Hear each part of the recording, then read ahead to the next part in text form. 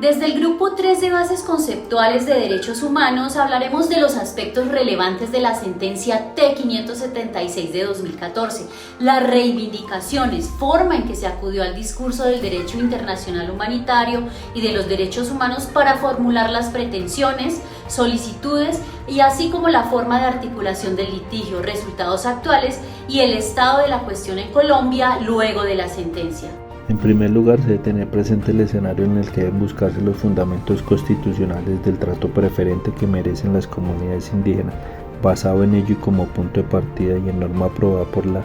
Asamblea Nacional Constituyente, el reconocer el derecho a la propiedad colectiva de las comunidades negras asentadas en cuencas del Pacífico y protegiendo su identidad cultural, sus derechos y fomentando su desarrollo económico y social. La ANC buscó a favor del reconocimiento constitucional de los afrocolombianos y enfrentándose a la difícil tarea de identificar unos rasgos diferenciales que los caracterizaran como una colectividad digna de un trato especial, coherente con el modelo de Estado democrático y participativo que impulsara la nueva Carta. Esta sentencia objeto de estudio tiene la necesidad de evitar los perjuicios que la aplicación de dichos actos administrativos pudiese implicar para los afrocolombianos, teniendo en cuenta que las decisiones que el gobierno planeaba adoptar con base en la resolución 121 del 2012 tendría una incidencia directa y definitiva sobre la manera en que los integrantes ejercieran su derecho fundamental a la participación y a la consulta previa.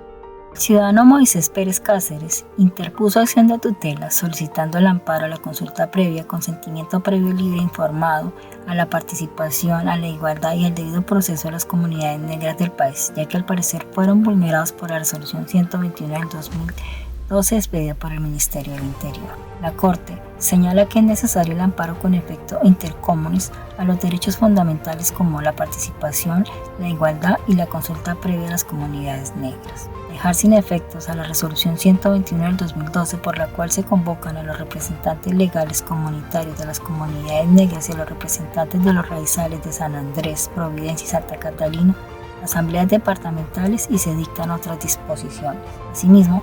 el derecho a la consulta previa debe ser un proceso participativo en la que las comunidades afrocolombianas tengan la oportunidad de expresar sus opiniones, preocupaciones y que las decisiones tomadas deben ser consideradas en la planificación y ejecución del proyecto. De conformidad con el fallo, los derechos fundamentales vulnerados tienen su sustento jurídico en el Convenio 169 de 1989 de la OIT, que consagró el derecho a los pueblos indígenas o tribales a que se les consulte las medidas legislativas o administrativas susceptibles de afectarles directamente.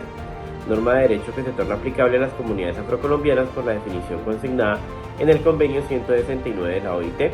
y la Declaración de las Naciones Unidas sobre los Derechos de los Pueblos Indígenas al definir los grupos indígenas o tribales como aquellos que poseen características particulares que los distingan del resto de la sociedad y que exigen esa diferencia en ejercicio de su derecho a determinar su propia identidad o pertenencia, de conformidad con las propias costumbres y tradiciones, pacto que ingresó al bloque de constitucionalidad a través de la Ley 21 de 1991, postulados estos que la Constitución Nacional recogió al reconocer y consagrar en su artículo 55 transitorio y Ley 70 de 1993 que lo desarrolló, los derechos étnicos de las comunidades afrocolombianas en torno a preservar la identidad cultural, acudiendo a la especificidad de sus tradiciones, costumbres y particularidades, normas que desarrollaron y materializaron e introdujeron lo estipulado en el convenio.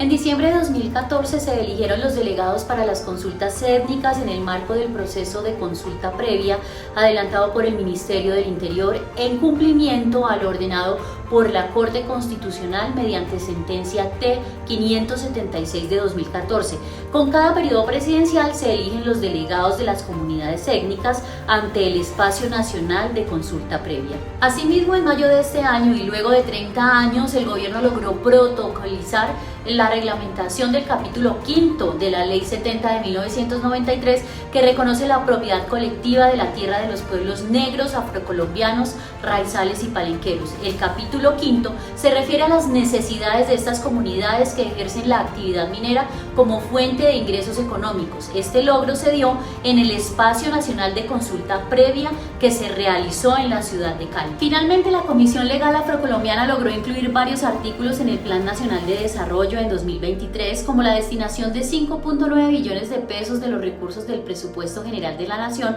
para el cumplimiento de los acuerdos de la consulta previa con las comunidades étnicas, planes y acciones para la restauración ecológica de la cuenca del río Atrato, alternativas de sustitución de cultivos, entre otros. Ahora bien, la sentencia T-576 de 2014 tiene relación directa con las experiencias de los procesos de movilización social de Latinoamérica descrito en los videos, la cuestión indígena y racismo y discriminación, ya que son una muestra más del largo y arduo proceso de reivindicación de los derechos de ciertas comunidades que se distinguen por sus características particulares y cuya diferencia se configura en el producto de sus distintas luchas, y más aún cuando sus derechos se han visto violentados desde distintos ámbitos, como seres humanos integrantes de comunidades especiales, su riqueza cultural, su medio ambiente y su preservación,